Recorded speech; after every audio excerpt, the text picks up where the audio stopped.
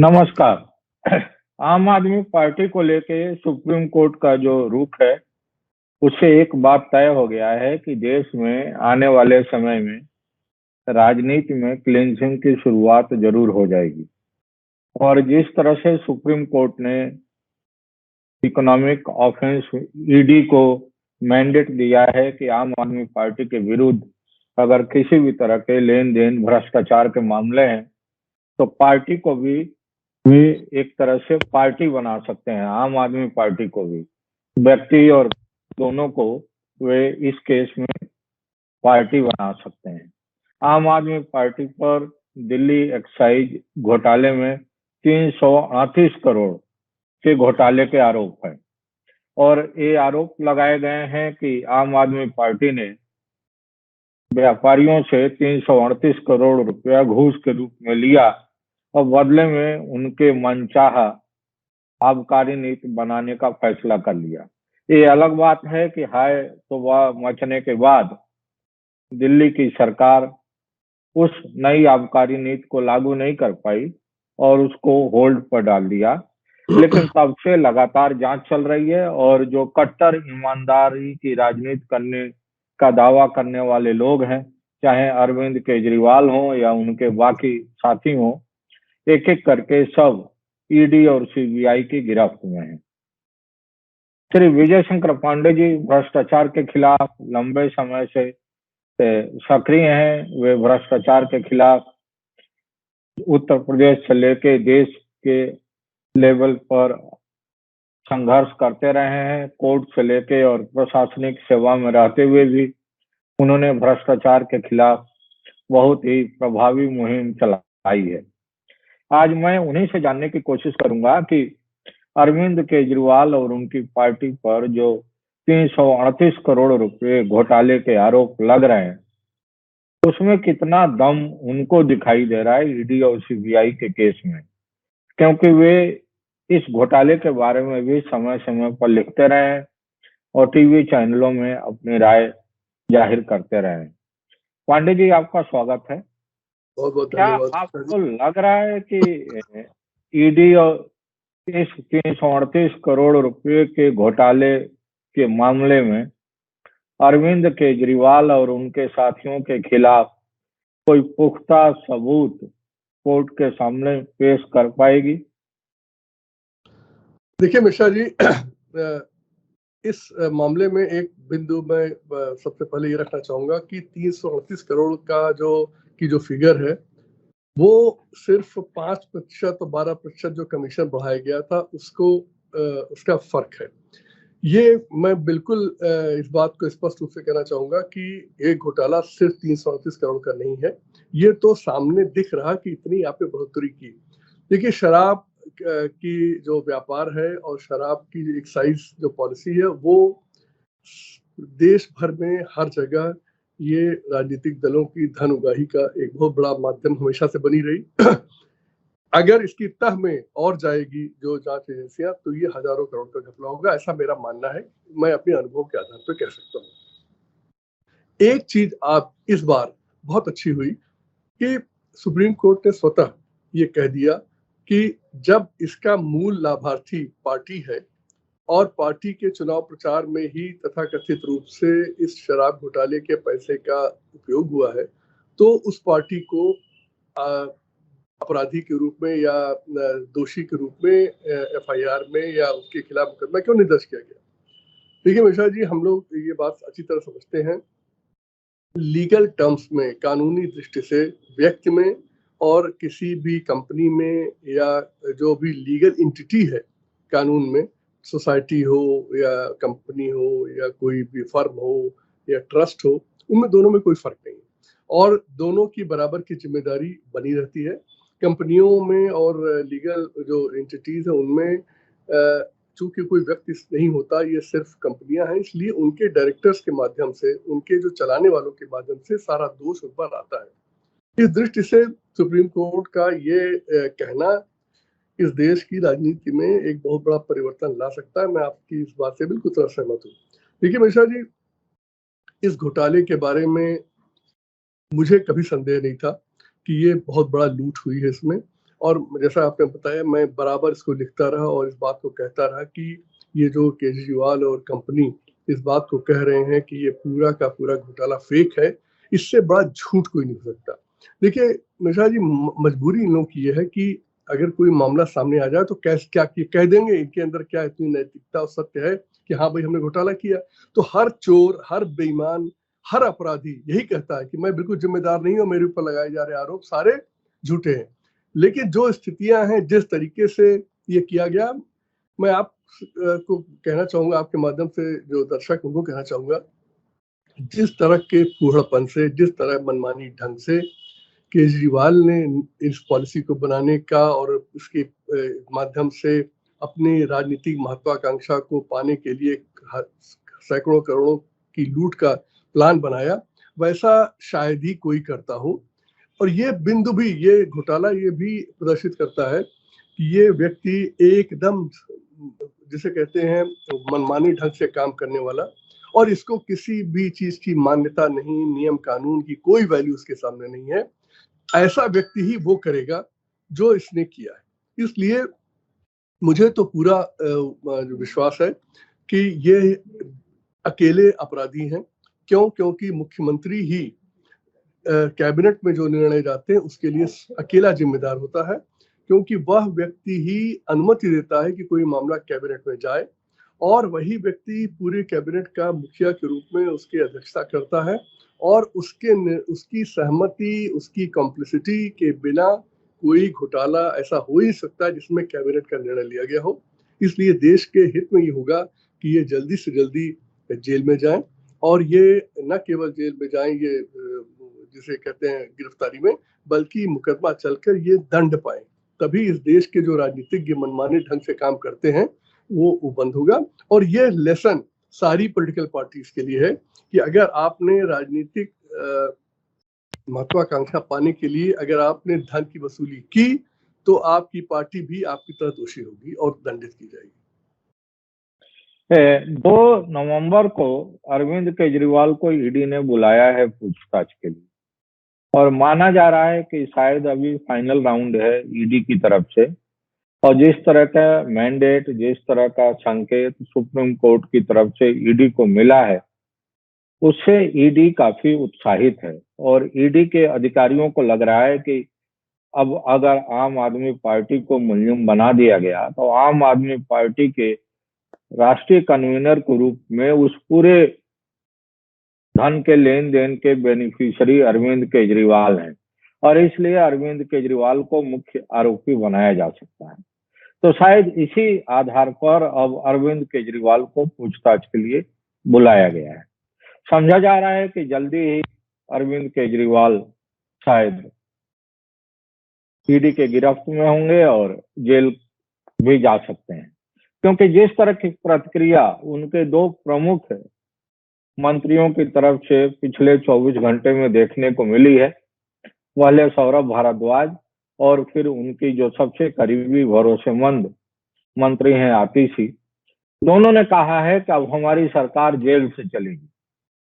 अगर हमारे मुख्यमंत्री को गिरफ्तार किया गया तो हम लोग जेल से दिल्ली की सरकार चलाएंगे, क्योंकि उनको भी इस बात का अंदेशा हो गया है कि अरविंद केजरीवाल सूनर और लेटर अरेस्ट किए जा सकते हैं।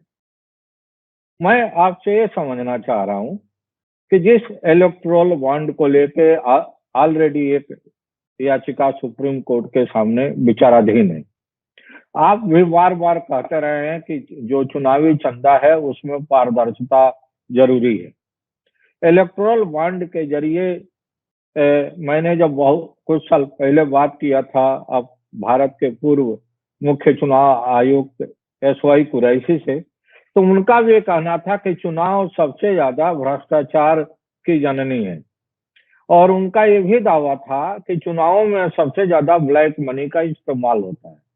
आप भी इस बात को मानते रहे, तो क्या आपको लग रहा है कि अरविंद केजरीवाल को अगर PML की धारा 70 के तहत कार्रवाई की गई और उनकी पार्टी के विरुद्ध कार्रवाई की गई तो इस पेंडोरा बॉक्स खुल जाएगा बाकी राजनीतिक दलों के लिए भी, जो इलेक्टोरल बॉन्ड के जरिए अपने चहेते उद्योगपतियों से बड़ी मात्रा में धनराशि इकट्ठा करते हैं।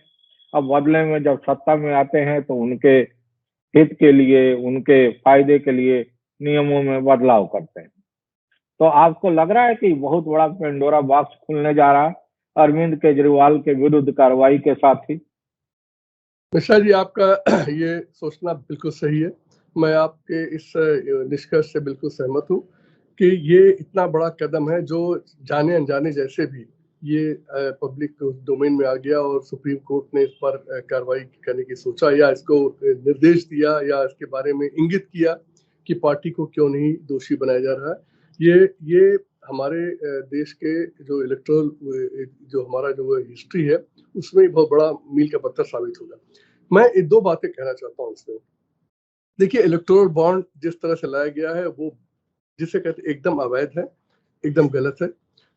इसके बारे में जितने भी तर्क देगा जो भी इसके समर्थन में, वो बिल्कुल गलत है। देखिए, गांधी जी ने एक बड़ा छोटा सा फार्मूला दिया था कि कौन सा काम गलत काम कौन है, सही काम कौन है। उसका इनका छोटा सा टेस्ट था और उससे बेटर टेस्ट किसी को नहीं मिलेगा। उन्होंने कहा जिस काम को करने के बाद उसे छिपाना पड़े वही काम गलत है, और जिस काम को करने के बाद आपको छिपाने की जरूरत न महसूस हो वो काम गलत नहीं है।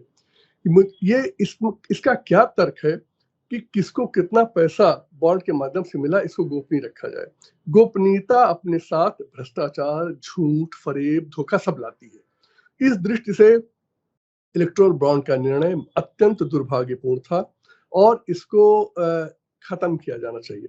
लेकिन मिश्रा जी, दूसरी महत्वपूर्ण बात यह है, मैंने इलेक्टोरल बॉन्ड के बारे में जो जानकारी की, शायद पिछले 7-8 सालों में, अगर मेरी फिगर सही है, मेरी जानकारी सही है, तो देश भर में सभी पार्टियों को मिलाकर 10,000 करोड़ से कम की अभी तक चंदा मिला है। मिश्रा जी, ये समुद्र में, ये सागर में बूंद की तरह है। ये जो चुनावी चंदा पार्टियां कभी भी व्हाइट मनी खर्च करके नहीं, चुनावी चंदा जो पार्टियों का खर्च है वो व्हाइट मनी से नहीं है। आप ऐसा स्वयं कहा कि ये ब्लैक मनी की जननी है। ये पार्टियां, मुझे ये भी समझ में आज तक नहीं आया कि जब आपको हजारों हजार करोड़ खर्च करना है तो ये बॉन्ड लाकर 2-4 हजार करोड़ रुपए खाते में डलवाने की जरूरत महसूस ही क्यों हुई। इस बात का अभी भी मेरे पास कोई उत्तर नहीं है कि किसी भी बड़े राजनीतिक दल को या सरकार में बैठे लोगों को ये जरूरत महसूस क्यों हुई, क्योंकि उनका खर्च तो इससे कई गुना ज्यादा है और वो तो ब्लैक मनी से ही आएगा, वो तो काले धन से ही आएगा। तो ये बॉन्ड का झंझट अपने गले में क्यों फंसा लिया इन्होंने? तो उसमें दो बिंदु बिल्कुल साफ हैं, अनजाने में ही सही, लेकिन इस मामले को लेकर पार्टियों को दोषी बनाए जाने का या अपराधी बनाए जाने का जो इंगित किया है सुप्रीम कोर्ट ने, वो बहुत दूरगामी परिणाम होंगे। आगे से पार्टी के नाम पे चंदा मांगने वाले, अवैध धन की वसूली करने वाले ये बात समझ ले कि उनकी पार्टी भी इसके साथ नष्ट हो जाएगी उनके जाने के साथ।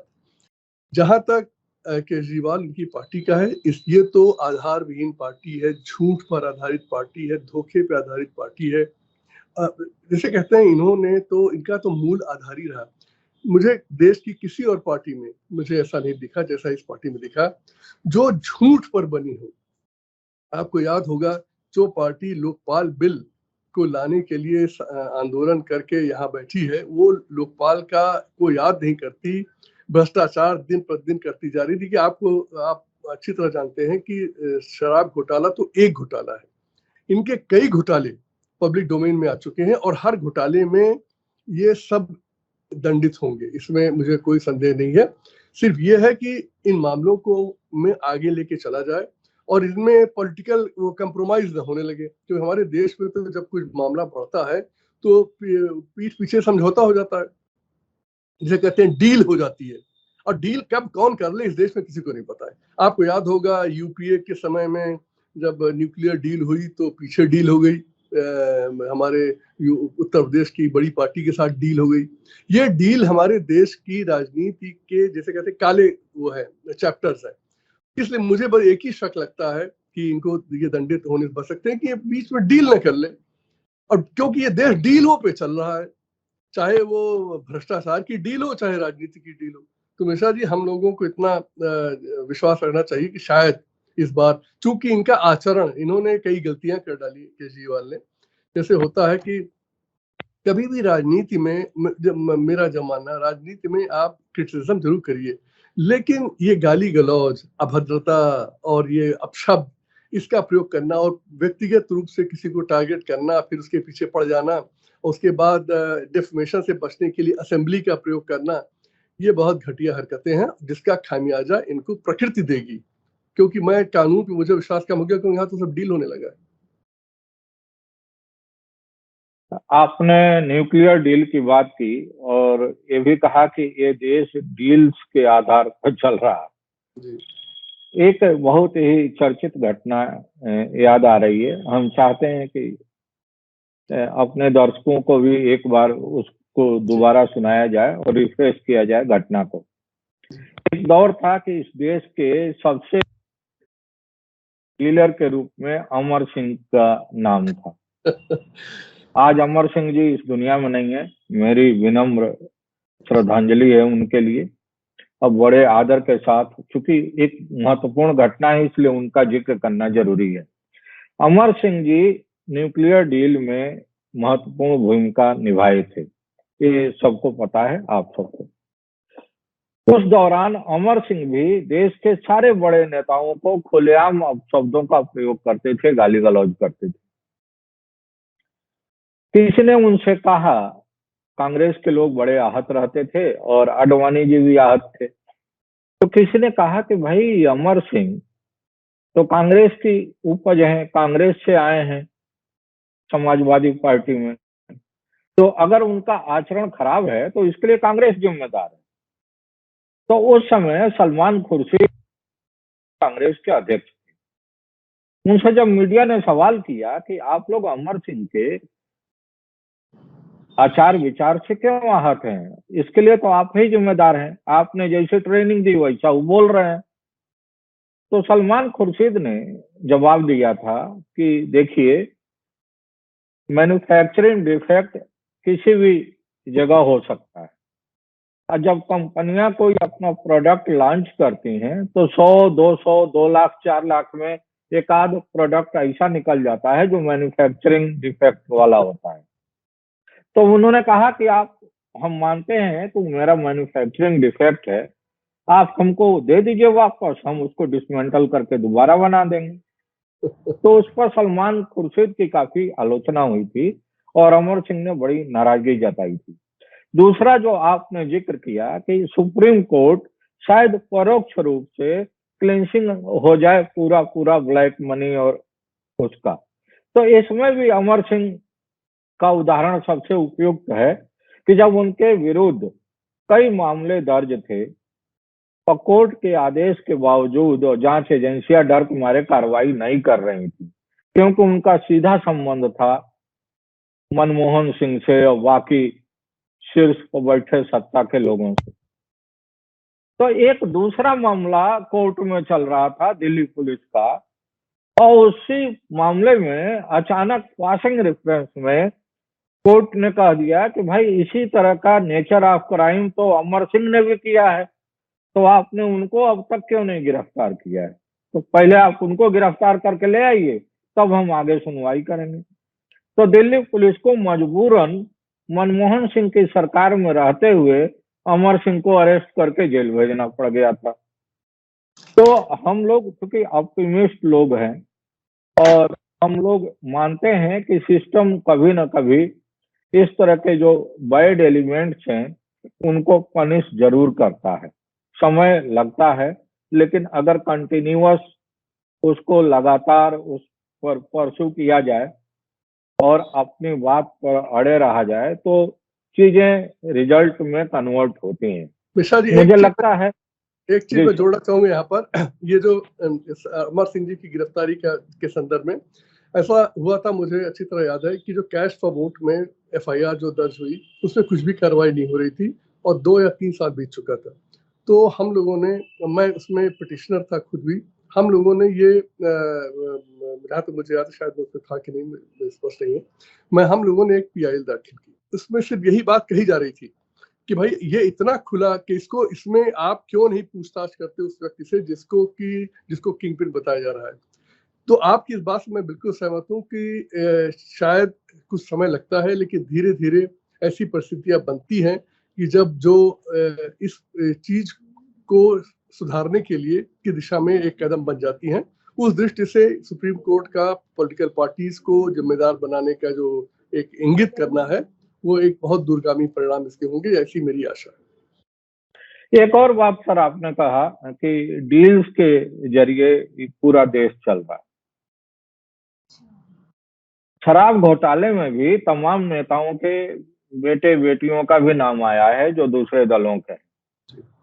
उनसे ईडी ने 1-2 राउंड की पूछताछ भी की है, लेकिन मुझे लगता है कि शायद किन्हीं कारणों से अब वो आगे नहीं बढ़ पा रहा है, और केजरीवाल की शायद उपयोगिता अब कम हो गई है, या केजरीवाल एक पोटेंट थ्रेट दिखाई दे रहे हैं पॉलिटिकली, इसलिए सारा फोकस केजरीवाल पर है। ये इस तरह के आरोप आम आदमी पार्टी के लोग लगा रहे हैं, जबकि हम सब जानते हैं कि आम आदमी पार्टी के गठन से लेके अन्ना आंदोलन तक में किन संगठनों ने ऑक्सीजन दिया, किन संगठनों ने संसाधन मुहैया कराया, किन संगठनों ने केजरीवाल को इस्तेमाल किया, पहले दिल्ली में कांग्रेस के खिलाफ, फिर गोवा में कांग्रेस के खिलाफ, फिर गुजरात में कांग्रेस के खिलाफ, फिर पंजाब में कांग्रेस के खिलाफ। लेकिन आज वही केजरीवाल अब एक तरह से लाइबिलिटी बन गए हैं या पोटेंट थ्रेट बन गए हैं। इसके पीछे आपका क्या ऑब्जर्वेशन है? मिश्रा जी, एक और बड़ी डील जो आप अच्छी तरह जानते हैं, उत्तर प्रदेश से है। आपको याद होगा कि पिछली जो सपा सरकार थी उसके दौरान 2.5 साल कौन मंत्री था? 2.5 साल जो बाद में मंत्री था वो जेल में है पिछले कई सालों से, लेकिन 2.5 साल जो पहले मंत्री थे, आप जानते हैं, वो नहीं गए। ये सब अच्छा, आपको ये भी याद होगा कि 2019 के लोकसभा चुनाव से पहले पार्टी के मुखिया ने लोकसभा में क्या बयान दिया था। ये सब डील का पार्ट है, और जैसा मैंने कहा कि हमारे देश में डील जो होती है उन्हीं ने हमारे राजनीतिक परिवेश को एकदम समाप्त कर रखा है, और ये हर प्रदेश में हो रही है, हर कोने में हो रही है। नैतिकता चूंकि राजनीति में बची नहीं, सच कुछ बचा नहीं, इसलिए सिर्फ स्वार्थ बचा हुआ है। वो स्वार्थ की सिद्धि जो है मौका पड़ने पर लोगों से डील करके पूरी की जाती है। यही इस मामले में भी हो रहा होगा, इसमें मुझे कोई संदेह नहीं। दुर्भाग्य है कि इसको समाप्त करने के लिए कोई ठोस प्रयास नहीं हुए। शायद इस मामले में जो राजनीतिक दलों को ऊपर भी जो डंडा चलने का जो एक इंगित किया गया है, उससे शायद कुछ फर्क पड़ जाए, ऐसा मेरा सोचना है। तो शायद उम्मीद की जाए कि जिस तरह से अमर सिंह किसी दूसरे मामले में अचानक गिरफ्तार हो गए, उसी तरह से कोर्ट के दबाव में या कोर्ट के इशारे को समझते हुए ये जांच एजेंसियां अरविंद केजरीवाल और उनके बाकी करीबियों के विरुद्ध भी सख्त कार्रवाई करें और जल्दी से जल्दी इस पूरे घोटाले का पर्दाफाश करें। धन्यवाद इतनी महत्वपूर्ण जानकारी साझा करने के लिए, और फिर हम लोग किसी महत्वपूर्ण विषय पर मिलेंगे और चर्चा को आगे बढ़ाएंगे। थैंक यू, नमस्कार।